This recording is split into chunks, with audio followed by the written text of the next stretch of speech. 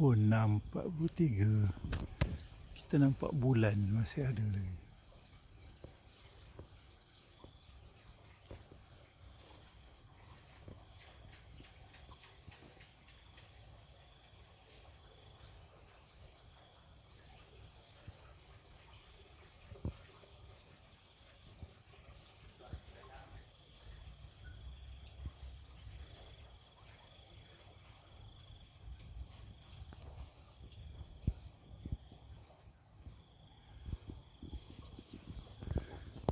Yang saya peliknya burung tak ada kedengaran.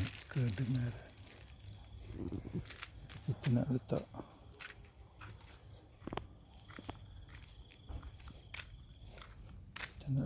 nasi yang tak boleh makan.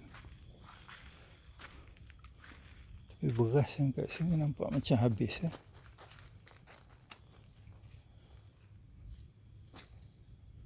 Okey, kita tabur nasi yang tak habis. So, kita harap burung akan datang makan. Jadi hari ni basah sangat, tak tahu dia tidur kat mana. Biasa burung ni akan tidur dalam ni. Tak ada hari ni. So, kita tabur lagi.